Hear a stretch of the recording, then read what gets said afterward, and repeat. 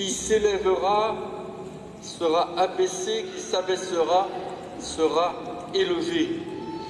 Il y a des formules qui claquent, et celle-là, nous la connaissons par cœur. Ce n'est pas qu'une formule, d'ailleurs, c'est une ligne de fond de toute la prédication du Christ. Souvenez-vous, cela commençait déjà avec le baptiste. Il faut que lui il croisse et que moi je diminue. Et Jésus dira à propos de Jean, il n'y a personne de plus grand dans le royaume des cieux parce que lui, il est le plus petit.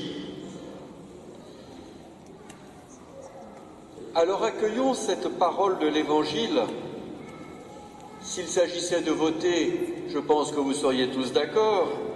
Mais si je vous demandais concrètement en quoi elle peut guider votre vie chrétienne, elle peut guider notre vie chrétienne, alors là, il devient peut-être plus difficile de répondre. Il est vrai que la vie de ce monde ne pousse pas tellement dans ce sens-là. Et puis enfin, on va quand même pas se faire marcher sur les pieds. Vous comprenez bien. Moi, je veux bien m'abaisser, mais il y a quand même des limites. Vous êtes d'accord avec moi? Finalement, la vertu de tempérance, on l'applique là. On tempère les paroles du Christ. Bon. Et pourtant, cet enseignement ne vient pas que de l'Évangile, mais il est profondément ancré dans toute la révélation biblique. Je voudrais ici rappeler le songe de Jacob. Jacob aperçoit une échelle dressée vers le ciel avec des anges qui montent et qui descendent. Saint Benoît, le père des moines, en méditant ce texte, avait imaginé que cette échelle, elle était l'image de notre vie et que les deux montants de l'échelle étaient d'une part notre corps et d'autre part notre esprit, notre vie spirituelle. Et que les barreaux de cette échelle sont les degrés de l'humilité. Et c'est cette échelle qui propose à ces moines de gravir. Car en effet, on monte par l'humilité et l'obéissance et l'on descend par l'orgueil et la suffisance de soi. Vous voyez, dès le livre de la Genèse, cet abaissement et cette élévation nous sont déjà proposés comme le lieu d'un choix fondamental et radical pour nos vies. Alors on peut détailler la chose, puisqu'il y a deux montants. Le corps n'est-il pas fait d'abord pour servir? La grande humilité n'est-elle pas de se faire serviteur? C'est ce que Jésus lui-même accomplira le soir de son dernier repas, tel que nous le rapporte l'évangéliste Saint Jean. Se levant de table, le voilà lavant les pieds des disciples, c'est-à-dire prenant la place du serviteur. Et vous savez qu'en grec, il y a un seul mot pour dire serviteur ou esclave, suivant le contexte. Ça dépend jusqu'où on est prêt à servir, peut-être. Et puisque je parle d'esclaves, eh bien je peux en mentionner quelques-uns aussi. Je pense à Naaman, le général syrien. Naaman, touché par la lèpre, est contrarié parce que le prophète Élisée ne s'est même pas donné la peine de venir le saluer. Et c'est sa jeune esclave juive qui va donner le conseil au grand général. Écoute, il t'a demandé quelque chose de facile, fais-le, plonge-toi dans le Jourdain, tu verras bien. Et Naaman, sur le conseil de son esclave, va obéir à l'homme de Dieu et sera en effet guéri.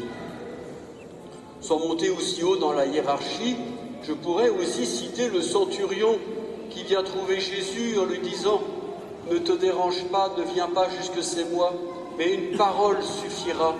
Parce que moi, j'ai des subalternes et quand je donne un ordre, eh bien, je sais qu'il est accompli. Alors que ta parole se réalise pour guérir mon esclave. Quelle magnifique obéissance à la parole de Dieu, quelle magnifique certitude qu'elle est active et qu'elle est puissante. Voilà ce travail de l'humilité qui laisse toute la place à Dieu quand on se fait soi-même serviteur, ou bien, comme les décrit l'hymne aux Philippiens, lorsque, par son incarnation, Jésus, renonçant au rang qui l'égalait à Dieu, se fit esclave, s'anéantit, dit le texte, pour devenir semblable aux hommes et semblable jusqu'à la mort. Voilà ce pilier de notre vie engagée qui doit nous mettre au service, chacun dans son devoir d'État. Vous, comme parents, par exemple, votre service, c'est souvent l'éducation de vos enfants, ou bien dans le travail, dans la place que l'on tient dans différentes associations. Le pouvoir que l'on a reçu, c'est une charge, elle fait de nous des serviteurs. Je pourrais même citer notre Saint-Père, qui commence toujours, comme tous les papes, ses lettres encycliques, en citant son prénom dans l'adresse, disant « serviteur des serviteurs de Dieu ». Le service, ce n'est pas simplement l'engagement de notre corps, de notre vie, voilà, c'est aussi celui de notre esprit, c'est une recherche, la recherche de ce qui peut faire de nous le petit. Je cite Sainte Thérèse de Lisieux, qui cherchait une petite voie qui mène à Dieu. Alors elle avait imaginé ces ascenseurs qu'on trouvait à l'époque chez les gens riches dans les cages d'escalier des appartements haussmanniens. Et elle se disait, eh bien, si pour aller vers Dieu, je pouvais avoir une petite voie aussi facile, parce que ça permet de monter sans faire d'effort cet ascenseur. Alors la petite voie de Sainte Thérèse, une voie de discrétion et d'humilité, c'est aussi un ascenseur vers Dieu.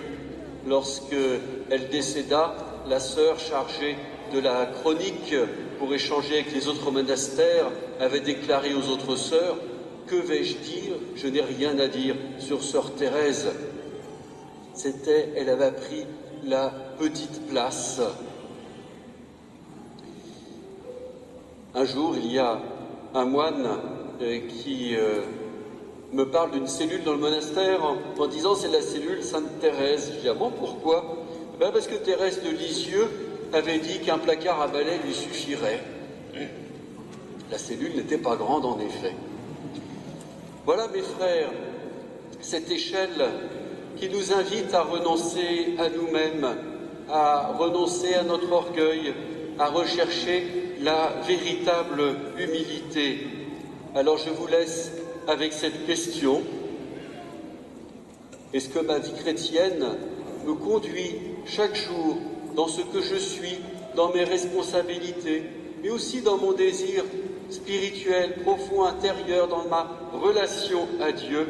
Est-ce que ma vie chrétienne m'a déjà fait avancer sur cet abaissement qui permettra au Seigneur de m'élever jusqu'à lui?